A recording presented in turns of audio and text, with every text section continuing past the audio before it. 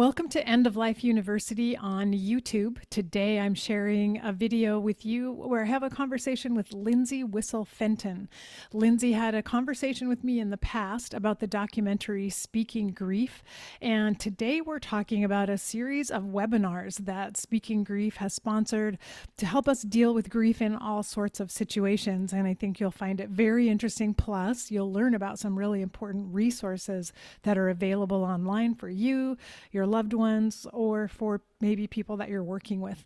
So I hope you enjoy this interview. Hope you've also watched the Speaking Grief documentary. There will be a link to it in the show notes in case you haven't, because it's really powerful, so you should see that.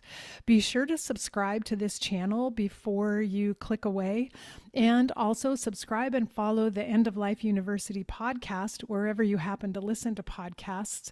And if you're so inclined, and you feel like helping out a little bit financially to keep this channel and the podcast on the air, you can go to eoluniversity.com/support. There you'll find 3 different ways you can make small contributions that will make a huge difference to keep this show going. So thanks in advance, and I hope you enjoy this conversation. Today, I'm so happy to welcome back my guest, Lindsey Whissel Fenton. We spoke a little over 2 years ago, the first time, and it's so nice to have a chance to be together again in conversation. Lindsey is a senior producer and director at WPSU, the PBS NPR affiliate station in central Pennsylvania. She's an Emmy Award-winning storyteller who is passionate about using public media to build empathy and connection. Lindsey produced, directed, and wrote the documentary Speaking Grief, and continues to produce content for the initiative's website and social media presence. She's a dog mom, an avid reader, and a rock climber. And you can learn more about Lindsey's work at her website, lindseywisselfenton.com. Whistle is spelled WHISSEL, S as in Sam. And you can learn more about Speaking Grief at speakinggrief.org. So, Lindsey, thank you for joining me once again. It's so nice to have a chance to catch up with you. Oh, Karen, thank you for having me. I was so excited to get your invitation. Yeah, we were just talking about how 2 years ago seems like forever, and it also seems like that was just last month. And at the Oh, same for time, sure. There's been a weird time warp in the last couple of years. yeah, definitely. When we spoke before, I know Speaking Grief had just recently come out in the middle of our 2020, our first COVID year. And so I'm sure a lot of things have happened in the 2 years since then. I see lots and lots of posts around Speaking Grief. So I was just curious if you have any updates on the documentary and how that's been doing. Yeah, so it has been amazing to see the continued engagement with not just Speaking Grief, but with people being willing to have these conversations around grief support and awareness in general. But on the Speaking Grief front, we continue to put out content on social media, as you said, which we really consider to be a learning platform. So we use that more to normalize and educate around grief than to promote anything. And then we continue to try to engage people pretty directly through a series of webinars. So the New York Life Foundation had generously funded the making of the whole Speaking Grief initiative, and they were forward thinking enough to realize more conversation is needed. So they were able to fund and make possible another round of outreach on this topic. So we've been holding monthly webinars on different grief-related topics. And I do also just like to make sure people have checked out the Speaking Grief website, because I think a lot of people know of the documentary, but maybe haven't spent time exploring. And there are just so many resources on there for grieving people, for grief support people, for people just looking to understand what grief even means. So I really encourage people, if you have not yet, maybe if you've seen the film, if you haven't seen the film, go watch the film, but if not, go check out the website and all of the great resources on it. Absolutely. The film is amazing. It's still, I mean, it touched my heart so much. And it is kind of what synchronicity that it came out in the midst of COVID when it was needed more than anything. But we still need it. And we're still actually in COVID, and we're still reeling in many ways from the grief of these last 2 years. And the film is so beautiful, and everyone can can be inspired by it. I think it's something that everyone should see. So go to speakinggrief.org so you can check that out.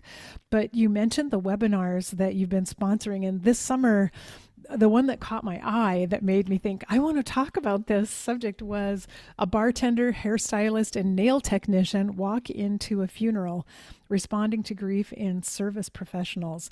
And I thought that was so brilliant, first of all, that you recognized a need in this group of professionals to be aware of grief and how to handle grief. And because I was thinking back, like a number of times I've been sitting in the chair at my hair salon and hearing someone else in the room, and another client who was there talking about grief and loss with their stylist. And it occurred to me, those people really do, they spend a lot of time with us when they're providing services, and they really do hear our stories.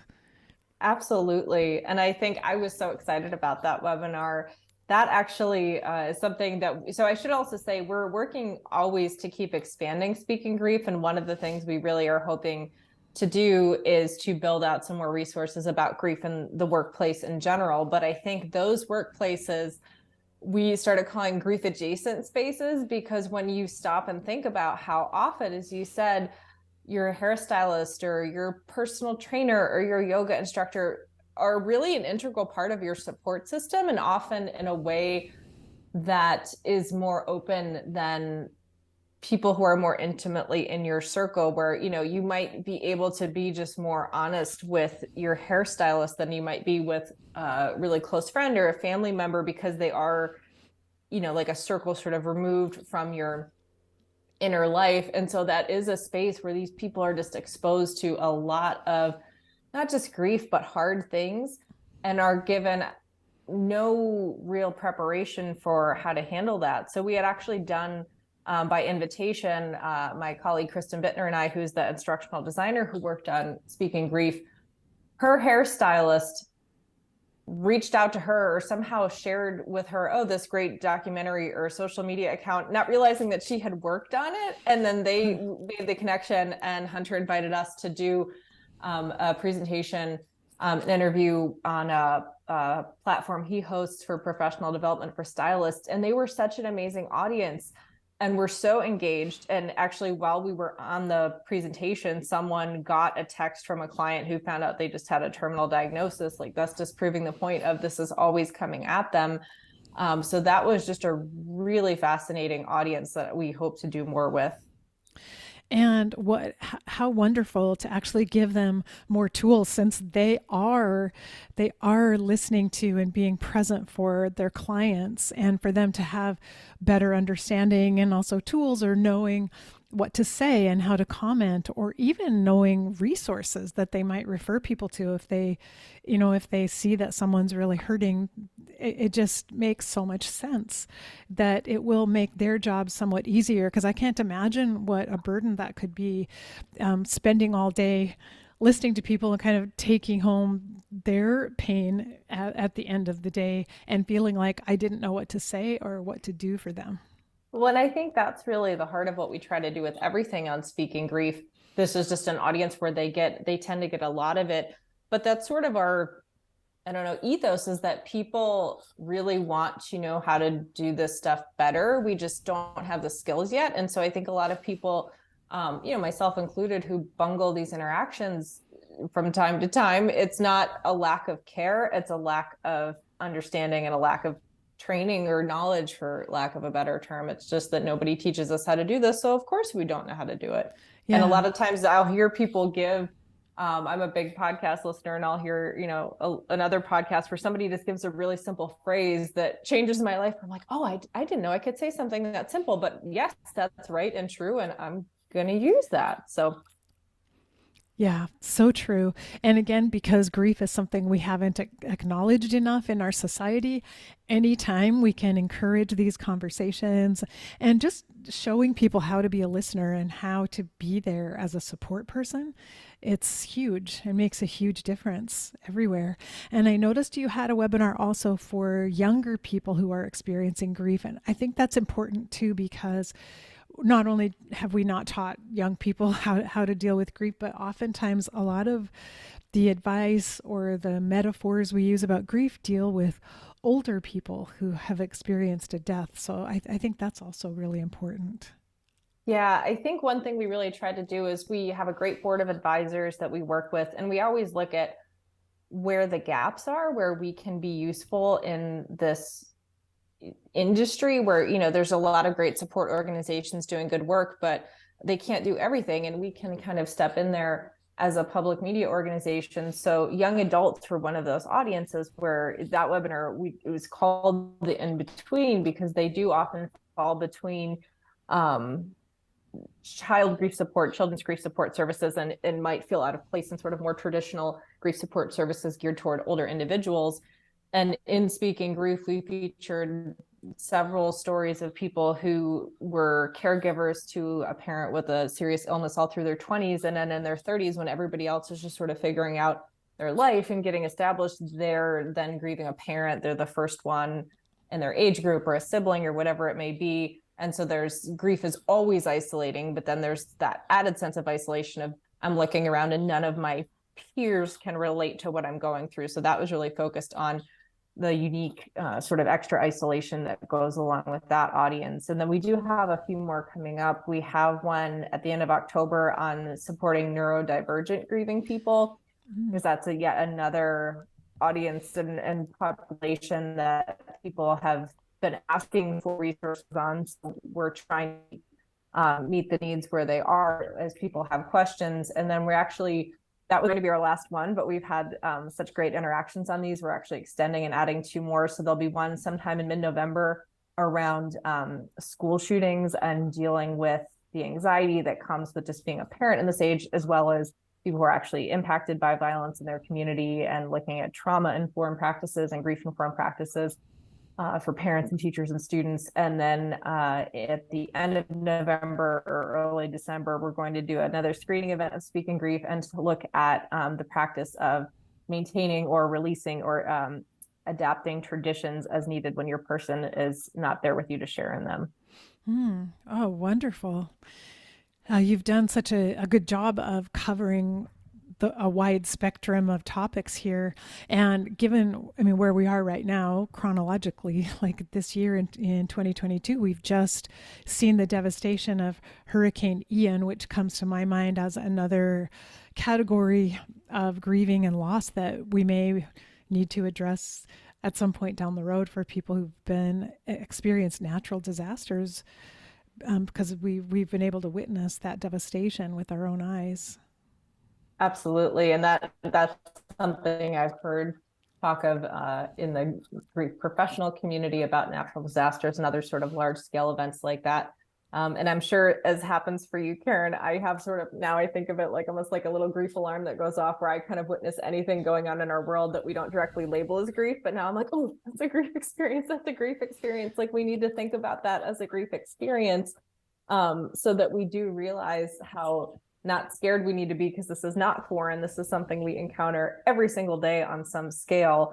And we all just need to be okay acknowledging that grief is such a part of life. I know that's cliche, but it's cliche because it's true.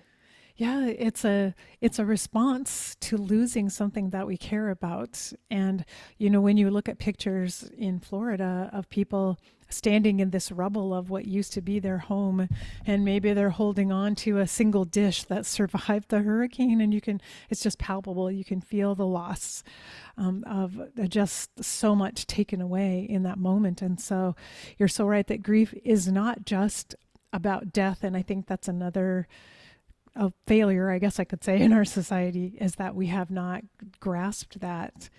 But yeah, now's the time. I was going to say, and I understand. So one thing I like framing grief as is grief is fundamentally about change. And we've had some experts in Speaking Grief frame it that way. And I think that's so helpful, because I think that also frees us up to look at grief and things that we, as a binary loving society, love to label things as good or bad. So, in like good experiences, air quote, like retirements or graduations, we look at that as, oh, this is this joyous thing. It's then if somebody expresses, well, I'm having some grief or anxiety about this one chapter of my life ending, even if I'm looking forward to what comes next, we're not comfortable with that. And in terms of the grief and death situation, I think some people are concerned about introducing the idea of grief because we don't want it to sound like we're comparing.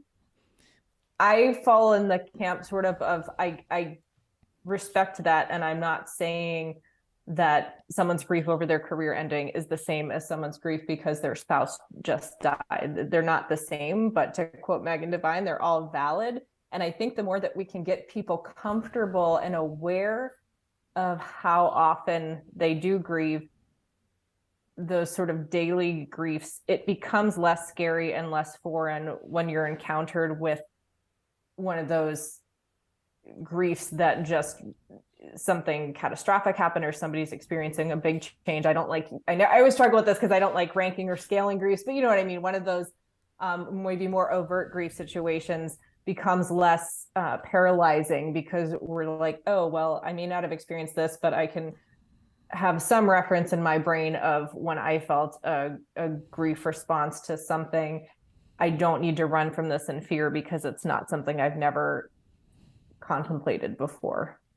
Yeah, I know. I think it is part of Buddhism that this concept that life gives us little deaths throughout our lives, and they're opportunities to practice for the big death, which is our own death, but to build resilience and develop tools and learn how to cope with loss, maybe in different or smaller doses in a way, but that if we don't run away from it and if we're willing to look at all of it, is this is loss, and it is important that we learn how to negotiate that and how to navigate it through life. Absolutely. And I wanted to go back to the webinars for a second just to say I noticed they are still up on the website. So is that accurate? People can go and watch the webinars now? Absolutely. As with all of our Speaking Grief resources, we record them all, share them. They're free, available. They will continue to be so. So you can find them through speakinggrief.org and just click on the webinars tab, or you can go to speakinggrief.org/webinars and it'll take you to registration for future events. And then below that to the archive of past events. And I would like to suggest share the link to the webinar, with your hairstylist or, at your nail salon the next time you go, because those professionals, I could just imagine how grateful they would be to have that as a resource for themselves. So share it far and wide because it's something of benefit that they just may not find anywhere else. And not just stylists. When we got into it, I mean, florists, think about how often they're on the receiving end of grief. Real estate agent, I mean, it is anything with people, really. You're in a position where you may encounter someone who's in sort of an active grief experience. Yeah, I was hearing that even like cashiers at the grocery store, when they're checking people out, people often just stop and tell them, like, this is what's going on in my life. I'm buying groceries for my friend whose husband just died, and they just talk about what's happening. And so, and Uber drivers, yeah. Oh yes, so true. But how amazing is it that we're waking up to this reality and we're learning how to support each other and also how to support the supporters of people who are grieving. So so I'm really grateful to Speaking Grief for providing these resources and then making them evergreen so they're available on an ongoing basis and so accessible. So also I wanted to mention your Instagram account, which I follow because, as you said, you use that for education as well, and you post really wonderful memes on Instagram. So everyone should be following that account. Thank you. Yeah, that's at WPSU Grief, and we try to get something new out there every day. So yeah, it's really wonderful, and those are great to share with other people as well. But I wanted to dive a little bit deeper, Lindsey, because I know since we last talked that you personally have experienced some loss and you said you're willing to talk about it. And because I think this, again, we want to model what we're saying is important, that we be able to talk about what's happening in our lives with each other and have comfort about that. So I'm really grateful that you're willing to share with us a little bit more. absolutely. Yeah, my pleasure. So I can, so it's been a year or a couple. So since we've last spoken, I got divorced. As part of the divorce, I also had to sell a home that I absolutely loved and put my heart and soul into remodeling. And then, a bunch of other things along the way. But then my dog died in May, who was kind of the center of my world and who was also the last link to my old life because she was the dog I had had with my now ex-husband. And so it was just it was a lot of stuff in a condensed amount of time. And I had a friend describe it to me as, wow, you're in a season of loss. And that feels very true, that and real, that sentiment. Hmm. Oh, yes. I think that's a really good term for it because you can't prepare yourself for that when losses come back to back in that way, totally unexpectedly. And I mean, not always unexpectedly, but sometimes you were not ready for the pain of that kind of loss. And before we started recording, you were mentioning to me the pain of divorce and how sometimes other people, just like with other types of grief, don't know how to handle that or what to say. Yeah, I think a couple things I wanted to share were one, trying to respect the the privacy within my marriage. But I will say, I was the initiator. It became a very mutual decision. But I think there is a thing that tends to happen to the person who initiates, which is that somehow not that I experience people saying this directly, but I feel like there's this assumption that somehow you're less heartbroken. And I can't speak to everyone's experience, but I can say, this will sound weird as the initiator, I did not want to get divorced. I don't think people enter marriage wanting to get divorced. So I think that is something I would like to put out there, just to sort of check our assumptions around what we perceive as, quote unquote, people's roles in that situation. And it's devastating on all fronts. Again, in my experience, I know there's different constructs of how relationships are. In my experience, no one is spared from the hurt of that. And I would say too that I think mine went about as well as something inherently terrible can go, and it was still awful. It's still gut wrenching. It's just it's a very difficult experience, because when we talk about grief being about change, everything changes. It's your partnership, your oftentimes living situation, your financial situation, your friends, and I remember getting invited to a group baseball game, and they were like, well, how many tickets do you need? And I was like, oh, one. Like, I'm back to being a one again, or going to events again as a singleton, where you can tell it's supposed to be a couple event and you're suddenly the odd one out again after years and years of not being that. It's just a strange sort of reset. And on the response piece, I think what I would say to that is, I'm more than a year out at this point from my divorce being finalized. And a couple things. One is that, like any grief, my feelings about it have changed so much over the last year. How I felt when I filed versus how I felt when it was finalized versus how I felt 6 months in versus how I feel now. It was different at different times, and it still continues to shift and change. And then on that front, I would say there were sort of two schools of responses that I received a lot of when I would share this news. A lot of people's first response would be that sort of compassion, but that sort of devastation of, oh my gosh, that's so awful, I'm so sorry. And then it put me in this sort of awkward space of having to, like, bright side it and be like, oh, well, thanks, but like it's actually kind of a good thing, and we're both healthier, and we both agree that this is what's right. But it also felt weird to be like trying to put a positive spin on the end of my marriage. And then the other response that was less frequent, and was appreciated because it was a little bit of a break from the normal doom and gloom response, was sort of like, oh, congratulations, go you, like, you're honoring your needs. And that's also true.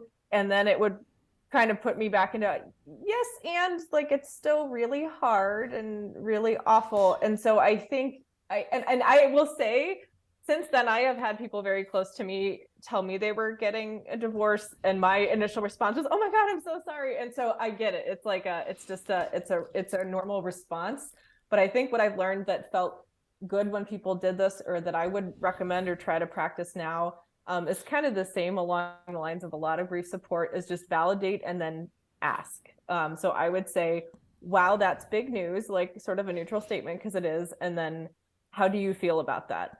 And let the person guide you, because then based on where they are in the process, or if they're feeling it's a positive thing, or they're heartbroken, because it's going to be different for everybody at different times, that puts them in the driver's seat, and it takes the pressure off you to have to know how to respond. So, wow, that's big news. How do you feel about that? And I actually started writing a whole essay about this, because I just think, again, nobody teaches us what to do in that situation. So why would we know that? And only through, trial by fire did I kind of learn, oh, hey, that felt good. That didn't feel good. Wow, that's actually perfect. That is really helpful, even for me to hear that as the perfect thing to say, to just ask, how do you feel about it, knowing that your feelings are mixed and all over the place, and they change from moment to moment, but it gives you the freedom to express that without having to try to honor the perspective that the other person asked the question from. They stay neutral, and that lets you just open up and share whatever you want to share about how you feel. Yeah, because like everything in life, like both of those perspectives were actually true simultaneously. Like, yes, it is awful, and we both believe it's necessary, and probably good things are coming out of it. So, yeah. And I think that could apply to grief after a death as well. I remember after my mom died, and she was 89 and she was ready to go. She told me for 5 years, like, I've had a good life, and, I could go anytime, and I'm ready. And whenever it happens, it will be fine. And her, death, the end of life experience with her, being with her, it was actually joyous in a way, because I knew she was ready, and I was helping her and caring for her so that she could have this peaceful passage that she wanted. And I actually walked away from it with like this really positive feeling in my heart. And yet so many people approached me with such sadness, and I didn't know how to tell them, like, I have this wonderful feeling inside, because she was ready, and we made it beautiful. And I can't even tell you that now, because now I'm feeling guilty that I'm not sad. I'm supposed to be sad because that's what you expect from me. Yeah, and then you have to kind of push back on it, which again, it's not ill-intentioned, and it's not even wrong. Like, yes, it is sad when someone is not physically present with us, and it's all of these other things, as with, the complexities of life. And I think, yeah, that's a perfect example. And I also think with the divorce thing, people, I think there's like I think we're getting better about this, but I also think there's sort of a Lifetime movie narrative of somebody must have done something horribly wrong, or there was some big dramatic inciting event. And I am hearing more and more out there in the world now about sort of more of the reality of, he's a good person. You'll never hear me say anything bad about my ex-spouse. He's a great person. I think I'm a pretty decent person. And just because you're two good people doesn't mean you need to stay together. So I think there's a lot more compassion and openness to accepting that truth, that you can have two good people. Nobody has to have committed some big act of treachery, and a marriage, a partnership relationship can still end. And you can both walk away as still good people, and your friends don't need to take sides, which I'm grateful nobody felt they needed to in my situation. But I just always feel for people that I think people are like, well, what was the real story? Or what? It was like, no, this is it. The real story is life, and that life happens, and sometimes things end. And I have heard comments like that. Well, we're deciding which person of the couple we're going to side with. And that's so hurtful and probably so inaccurate all the time. that Yeah, and I mean, again, every situation's different. I'm not gonna speak to anybody's experience but mine. But in my experience, one of the things I was most grateful for is that I did not feel that from anyone in our, and we lived in a small town, a lot of mutual friends. We were pretty straightforward with that and how we shared it, that there were no bad guys, and I feel like people honored our truth in sharing that. But yeah, it's no, people can be good people and not be good people married together.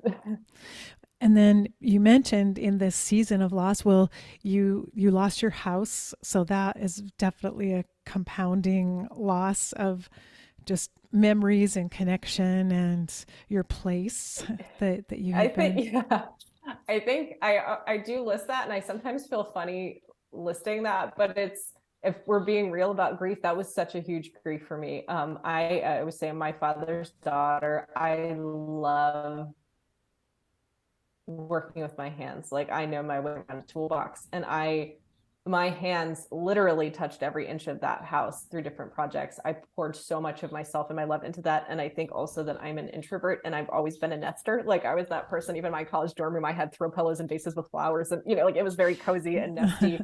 And so my house is, especially when it was like, we bought this house and this is ours and I'm not renting it, like, this is our home and this is my permanent safe place and my nest and all of these things, that not so much the material loss of it, but that sense of being rooted and having, this is my home, having that go away in a home that I had poured myself into, was really painful. So I want anybody else who's struggling with that sort of a transition, um, you're not alone. Yeah, yeah, that really makes sense to me, especially for those of us who do form deep roots in our place, wherever our place is. I know not everyone does. I know some people don't have a lot of attachment to the places they live, but like you, I've always felt that as well. But then, and then on top of all of that, I know this, I'm sure this is still very tender, that your little dog Birch just died in May. And so, wow, that is such layers of cumulative grief that you've had to deal with. Yeah, that was the 1-2 punch of the last year.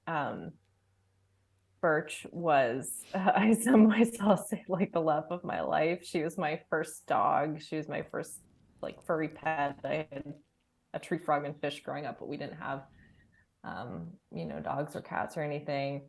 And I mean, I think anyone in my life saw it. She was all over my social media. I was thinking back to when I first got her, even, um, she transformed me. Like, I remember a friend coming over shortly after we got her and just saying what a light she saw in me, and like, just like, she just, it was a very special connection and bond with little Birch. And then, yeah, she was with me through a really dark period of my life, and I remember looking at her many nights thinking, I don't know what I would do if you weren't here with me. And then, fast forward, she she had she's always had breathing issues. She had a collapsed trachea, and so her breathing had gotten worse. I took her to the vet thinking it was going to be sort of a more routine thing, and it turned out that she had thyroid cancer, and it was, basically past the point of surgery. We were trying to see if we could get her into radiation, but her breathing, she was so little, it just got so bad so fast, that within 2 weeks to the day of finding out she had this tumor, we had to make the call to put her down. And I have, a lot of dog mom guilt around that, around, different people who weren't with her every day would comment, oh, do you think her breathing's getting worse? And, when you're with a person or creature every single day, it's like, I noticed it subtly, but like, it wasn't that dramatic to me. And so I think I still struggle with, if I had taken her sooner, would she still be here? Which I know is a very normal response in any kind of loss. And I try to have compassion with, I did the best I could. And, I can say that, and it's still hard, and I still feel that guilt. And, yeah, and it just, I loved and continue to love her with my whole heart. And, yeah, losing a pet just sucks. It's really hard. It's really hard. It is so hard, and I think in general we underestimate that in our society, like how deep our connections are with our pets who love us unconditionally, like no other human has ever loved us, really. It, yeah, and I used to be one of those people. I used to be not an animal person who didn't understand. Um, and there were times with her, I loved her so purely, and I don't like saying loved. I continue to love her. She's still very present in my life.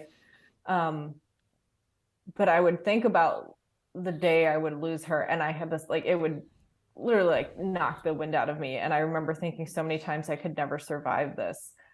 Um, and then having to survive it and having to survive it after the year that I had, where I just remember thinking and praying, like, I've lost so much this year. Please don't take my dog. And that was just, I was just thinking about, I remember taking out the Monday after she died, taking the garbage out, and I had to empty the garbage can where I put her little poop bags, and I burst into tears thinking like, wow, this is the last little birch poop I will ever empty. And I was like, man, that is love, when the thought of a creature's poop can bring you to tears. Like, that is pure love right there. Wow. And I do feel like we just don't do a good job of acknowledging the pain of loss after a pet death, and the ongoing grief of it, because it seems to me people are not very empathetic toward others who've lost a pet. I don't know if that's been your experience, but It has not, and I'm so deeply grateful for that. Because I know of other people where that has been. I think pet loss can be extremely disenfranchised, and I think, as we've touched on, there's something so beautiful with animals where it's such a pure, uncomplicated kind of love. I've often thought, like, when my life flashes before my eyes, I have all these images of Birch and of that pure, unadulterated love and connection. And I remember looking at her and sometimes and thinking, I wish you could talk to me. And then realizing, no, I'm actually glad you can't, because this is so much better. Just these like eye conversations and just this energy expression. And I think that's something we don't usually get with people, but just with animals. And so for me, I am just incredibly grateful to every single person in my life. Like, I had so many people show up for me, partly because I think I was that crazy dog mom on social media. So even people who didn't know me well knew how often I posted about her. Just like, I had a friend joke about it. She's like, it's just watching this beautiful love story unfold with you and Birch. And again, I think watching the transformation of me going from being not an animal person to this insane dog mom who, Birch would have a costume every week of October because I loved dressing her up so much. And like, I had a trigger the other day because I was in Home Goods and I was buying some stuff and looking at the pet costumes thinking, oh wow, I would have been stocking up um, on costumes for little Birch. And just so many little things I think about too with her. I think in any kind of loss, there are so many rituals we have that we don't realize are rituals until they're gone. So every morning with her, she would wake me up and bat at my face. She was very batty. She was almost like a cat in that sense. And we would, that was her most playful time. And we would just be silly and snuggle. And then so little, she couldn't get up or down off the bed. So I would say like, okay, 1, 2, 3. And then I would set her on the ground, and then she would run to her bowl, and she would always hop in a circle at her bowl because she'd be so excited. And I'd say, I'm getting it. And it was like the same pattern of behavior, the same words, the same phrases every single morning.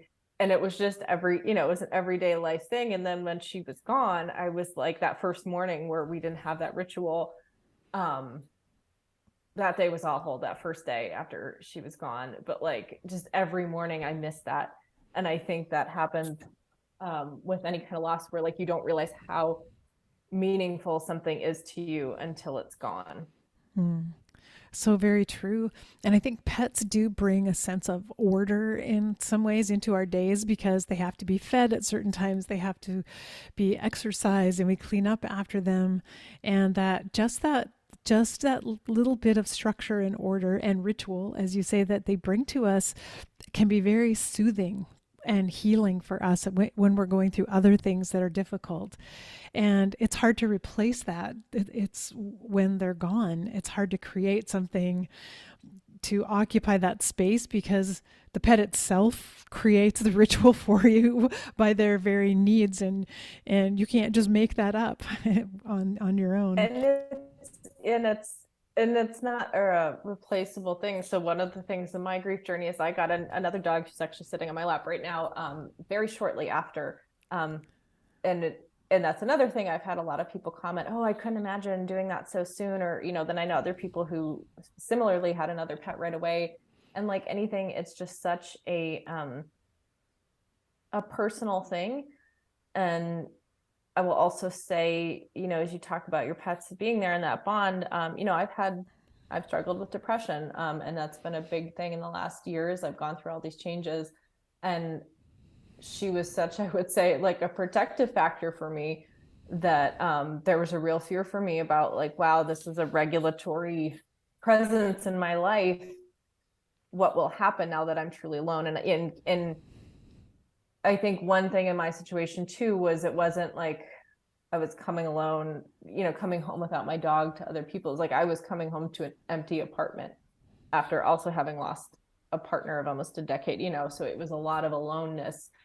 And so for me, there was almost no question that I need a dog. It wasn't just, so I want another dog. I was like, no, I need this. It's important for me. I like giving that love and attention to another animal. And as we were going back to the rituals, like I love Ellie, my new dog, so much. And it's not the same. Like she's not the same dog. We don't have our morning ritual the same way. We have other rituals and other things that I love about her, but she's got her own personality. She's got her own things that she likes. And so it's not a replacement. It's just a new relationship. Yeah.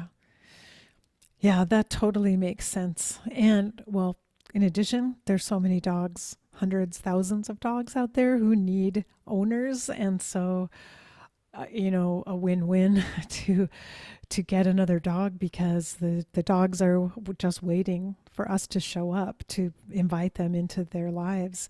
And I remember just recently, since Queen Elizabeth just died, I've heard a lot of stories about her and her dogs, the corgis that she's always loved. And I can't remember how many dogs she's owned over all these years, and so many dogs that she has seen die. But I read that her very favorite dog died not too long before she died. Mm.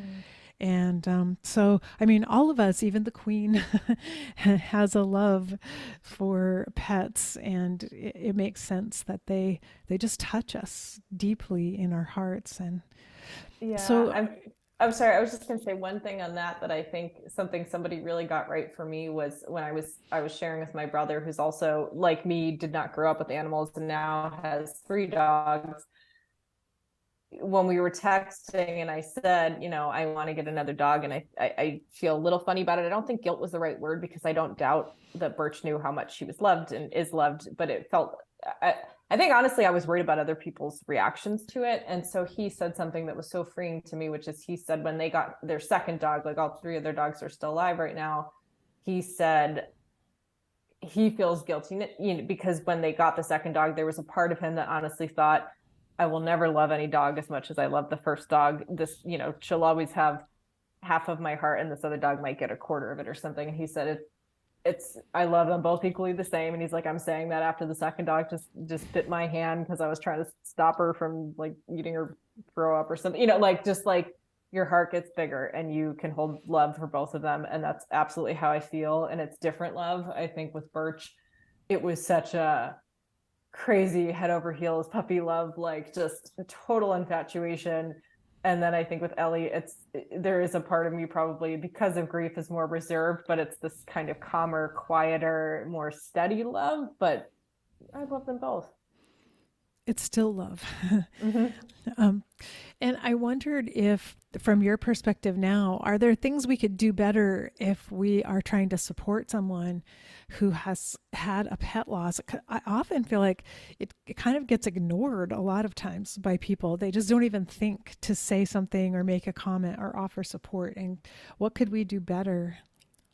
I think I would speak to me as I used to be, which was that I think I've always been a really empathic, compassionate person. And pet loss was a place where I had sort of a blind spot where I would still feel for somebody, but I couldn't understand the depth of that relationship.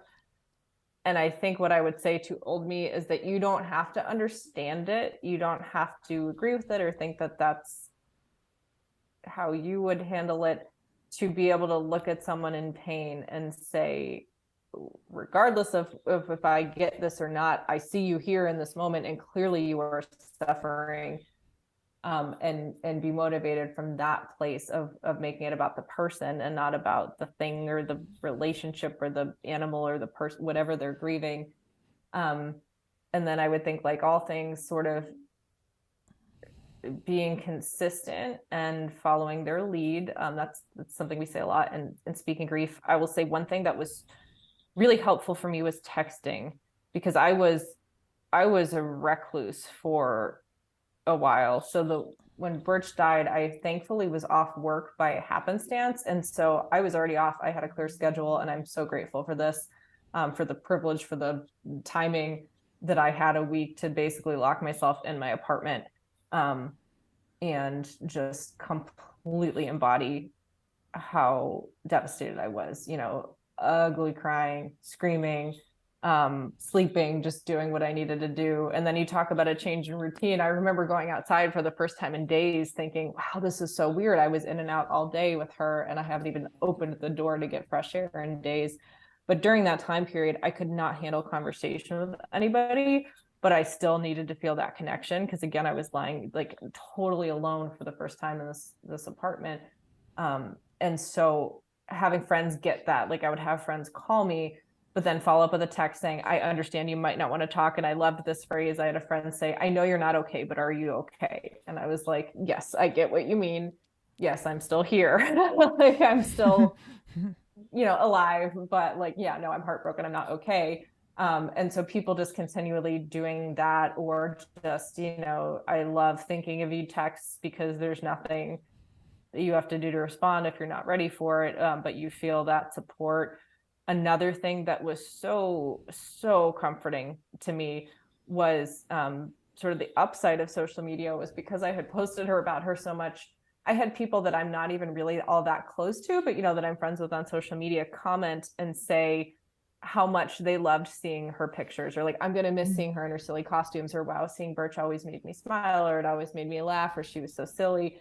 And feeling like she had this legacy with people, and that people remember her, like that means so much to me. And I often try to do that with other people, like sharing that, what I'm going to miss, even if I didn't know the person, like that, just, I don't know how to describe that. Just that felt so good, and still feels so good, that people will remember her, or that people acknowledge her and notice her, and that her life had that impact.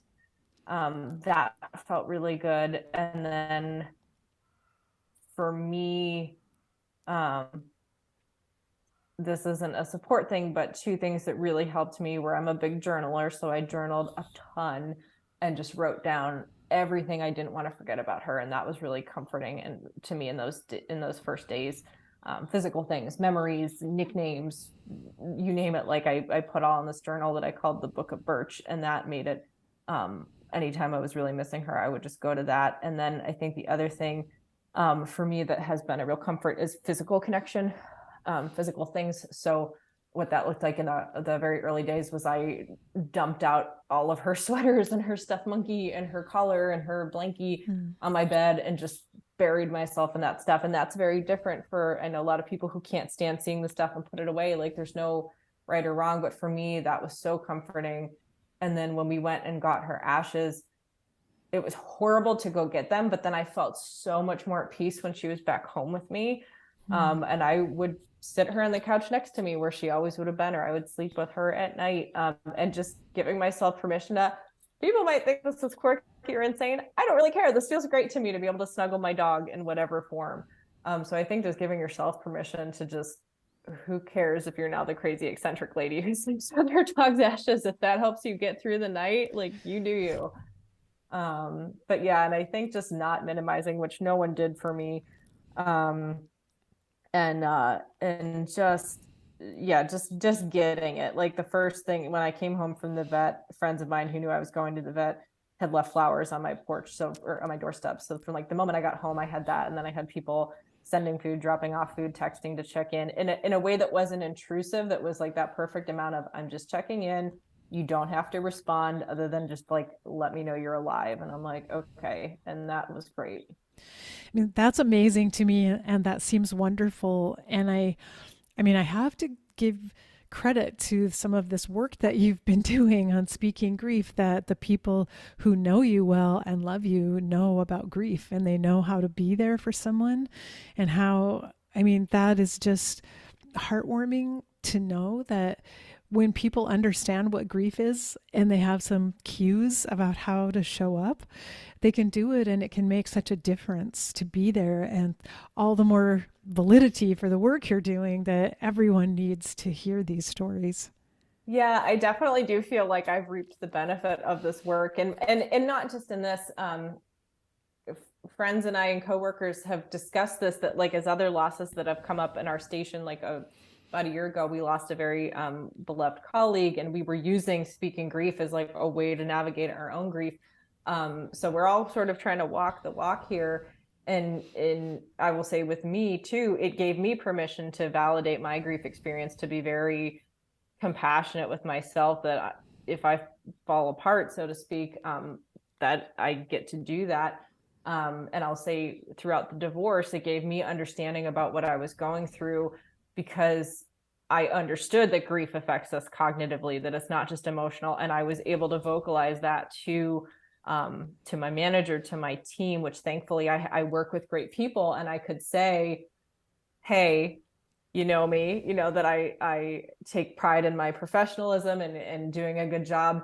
And I'm going through this thing in my life, and I am probably not going to be at the top of my game right now. And like for me, what that looked like was I had a really hard time keeping track of things, where like normally, I'm good with reminders and I'm on it. And so I had to kind of be okay being humble and saying, so I might need you to remind me 3 times to do something, and I'm sorry to put that work on you, but like if you're not getting something from me, do not be afraid to follow up and ping me, because that's just where my brain is right now. And it's not that, I might very well have forgotten. So you're never annoying me, to confident and comfortable doing that, because I was with compassionate people who understood, who didn't make me feel like a slacker, like a crazy person for needing that extra support. And guess what? Eventually I got back to being able to remember things, and that may be different for everybody, but that was something that was really helpful for me, is just having people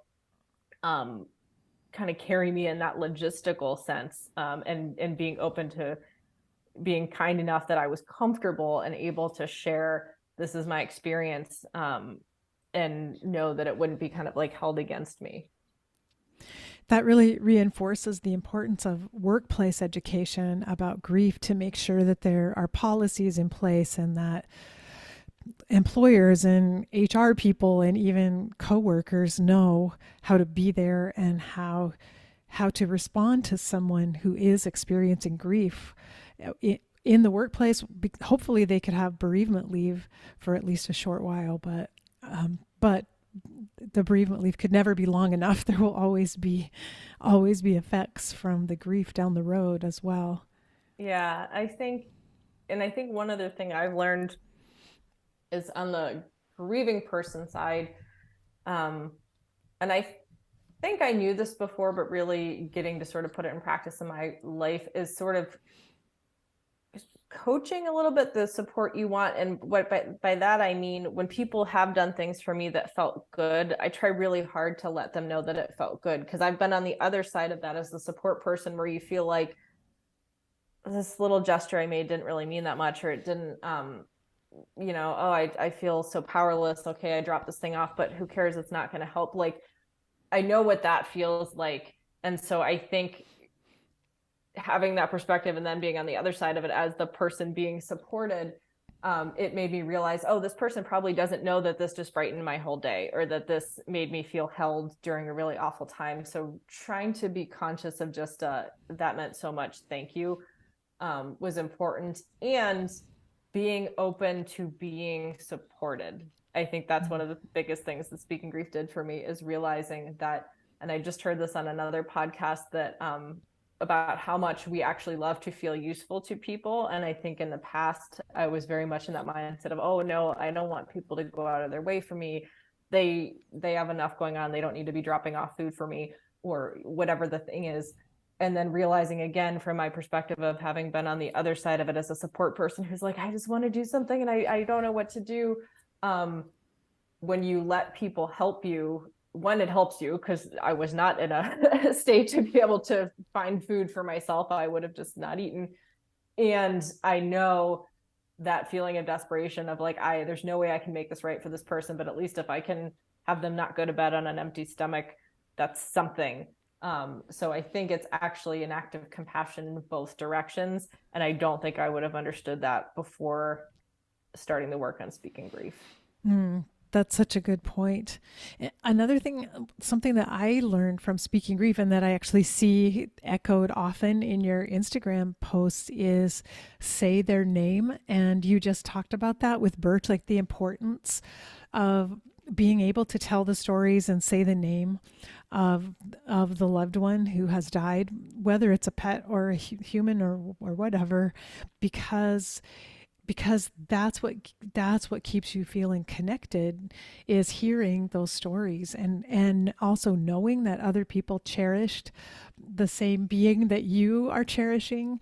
That's so valuable. And so I think that's something that I needed reassurance on too, that it's not going to hurt someone more if I say the name of their loved one or tell a story or talk about how much they meant to me. It's actually very helpful. I think for sure. And I think every now and then someone might not be in the mood to talk about their person. And I think I would always err on the side of saying that person's name and then having them say, oh, I thank you, but I'm not in the mood. Like, I feel like in my experience, most of the time people are welcoming of it. And even if they're not, it's not like you're going to devastate them. The worst you might get is, thanks, I can't handle talking about it right now. But yeah, with Birch, or just with sharing pictures or memories, or again, just even one line of just, oh, seeing her made me smile.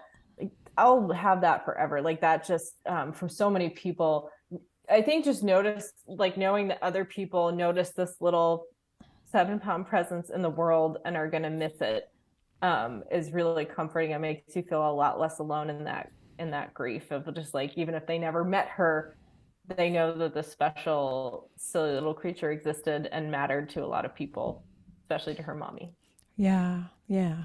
Oh, I feel, well, now I want to go back on Instagram and look at all the pictures of Birch and see Birch in her little costumes. And Yeah, Halloween was kind of our time. I used to she was a good sport. I'll just say it that way. She was a very good sport. And the one I love, she had a little shark suit that was actually not even purchased for Halloween. It was just purchased because it made me laugh. And we used to joke that was her spirit animal, because I think she would tolerate a lot of the silly things I put her in.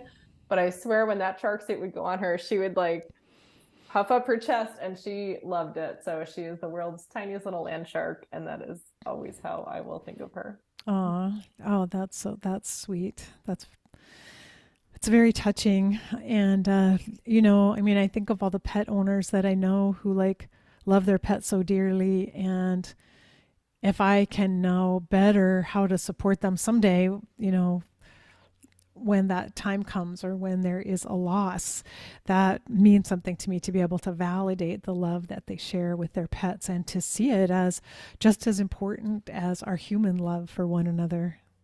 Yeah, it's just, I think it's anything that someone, like I said, I think it's centering that person of just, even if maybe you don't have a concept of what they're grieving, or the connection they had, it's enough to see that they are grieving and you care about this person. And just saying that, and just and I think yeah, like the isolation is so real. And I think any of those reminders, just that we are supported, that we're not alone, and that we're seen. I just, like, nothing feels better than being seen. And I'll share that one last anecdote about going back to my divorce. There was a moment after, I think it was after Thanksgiving last year. I was playing with little Birch, and I was with my dad, and my dad leaned over and just kissed me on the forehead, which is not something he does routinely, but it was, it was following some talk of the divorce. And I said, again, going back to that coaching, where I stopped him and I just said, that's it. Like, I was like, that was perfect. Like, that was literally all I needed. Like, I felt seen and heard. Like, I felt seen was how I said it. It's like, I felt seen. And so I think too, that's what I would say to grief supporters, is like, it doesn't have to be a grandiose gesture. It doesn't have to be words. Those little moments of just eye contact or a gesture, or if you're in that relationship, a kiss on the head or a hug, or just those moments, like, moments when you're really connecting with someone, and just those moments without words, without even some big action, are sometimes the most important. That's so beautiful. Such a beautiful story. And just a reminder to not be afraid. Like when you feel the impetus to make a little gesture like that, don't be afraid. Just do it, because that's kind of your own instincts telling you that this might be what the other person needs right now. And that's so powerful. That is one. I'm glad you brought that up. That's one last Speaking Grief update I wanted to share. So the Speaking Grief team got so into this work that we actually created an app called Follow the Nudge. And you can go to followthenudge.org and sign up, and it's free. And it's based on that idea of just following, like, we all get those nudges, or that I should reach out and hug this person, or I can't tell you, I'm a big snail mail sender. I can't tell you how many times I've randomly thought of someone and just sent them a card, and they're like, oh, wow, this came at the exact right moment in my life. So I'm a big believer in following your internal nudges, but because we all get busy sometimes and things take over, Follow the Nudge is set up to help you remember to follow your nudge. So you can put in a date if you know it, if it's someone's diagnosis date or divorce date or death date or birth date, and it'll send you a reminder around that date. But then you can also ask it to send you reminders once a week, or once every other week, or once a month, to just check in with that person, so that we can all stay consistent in our support. Because I think that's what happens too, is it's not that we care less, but that life gets busy. And, the number of times I've been driving, I'm like, oh, I need to remember to text this person when I get home. And then 15 other things happen between when I get out of my car and when I walk into my kitchen. And then all of a sudden, 3 weeks later, I'm like, I never texted this person. Oh my gosh. I don't think I'm a bad person. I think I'm a person living in a busy world, and that happens. And so I think if we can outsource that to tools that will help us, let's do it. Exactly. We have the tools available now. Like let's put them to good use, and help ourselves when memory alone isn't quite enough to get us where we'd like to be in our responsiveness. Well, that's wonderful. I hope everyone listening will go to followthenudge.org for one thing, but you also have to go to speakinggrief.org. If you haven't seen the documentary, watch that, check out those webinars, and refer people to them. I mean, actually give people the link so they can watch the webinars, because this grief education is one of the most powerful tools we have, I believe, for changing our society and for making us more humane and more loving and compassionate. And we could always learn. I mean, I've been immersed in this as you have, and I'm still, every time I watch one of these, I'm it's been years of reading and studying and learning about grief, and I'm still like, oh wow, that is such a wonderful, simple phrase. I like, as I said, I love just little simple phrases that seem so obvious. Like when someone says them, you're like, wow, how did I not think of that before? And then will forever change how you support people. And I'll steal another, I think it was Megan Devine who said in another webinar we did, of just even using the word acknowledge, because I have a harder time in the workplace when it's someone I'm not super close to, but I might know perfectly because we work together. And I remember asking, how do I reach out in a way that's not intrusive and doesn't assume a closer bond than we have? And I think it was her who gave me the word. You can literally just say, I heard this, and I just wanted to acknowledge that I heard this, and I'm thinking of you. And I was like, oh, wow, Wow. that's so simple and so right on. And so, yeah, it's like most things, usually the simplest things are the best. The power of just knowing the right words, like, oh, that's big news. How are you feeling about it? That you Yes, said yes. earlier. Yeah, Just those simple phrases that could change everything for us. absolutely. Well, Lindsey, I'm truly in awe of all these wonderful things that you're part of creating and how much you're helping us grow and change and get better at talking about grief. Thank you for talking about your own loss and grief. That really means so much to me. And you're really modeling what we need to be able to do with each other is just have heartfelt conversations and share whatever we're experiencing. Thank you for holding space for it. And in the interest of being open, I'll say I'm always nervous sharing some of my personal stuff, but I do believe that that's how we normalize this, is by saying this is hard to talk about sometimes and it's important to talk about. So I thank you for creating and holding the space for this conversation to happen.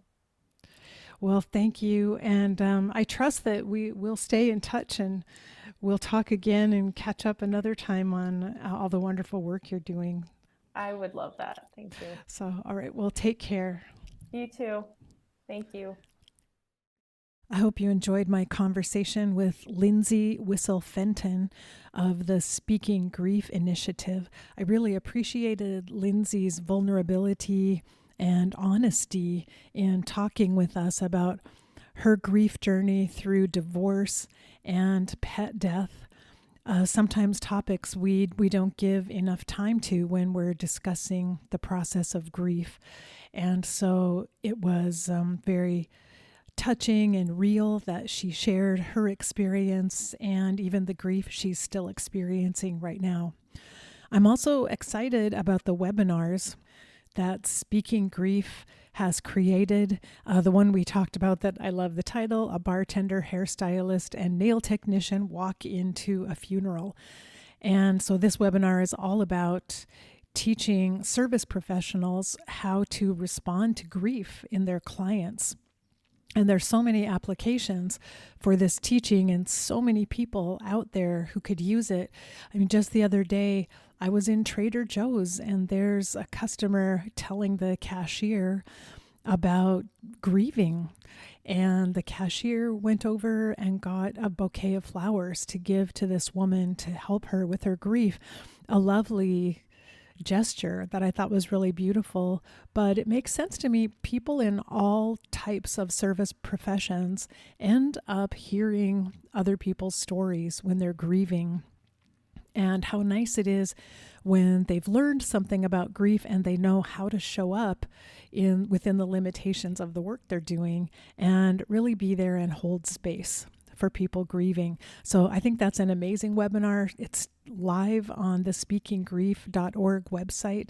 You can refer people to it or go watch it yourself, but they are also conducting webinars on supporting young grieving adults, connecting underserved communities with grief support, burnout for death care professionals, and grief for neurodivergent people.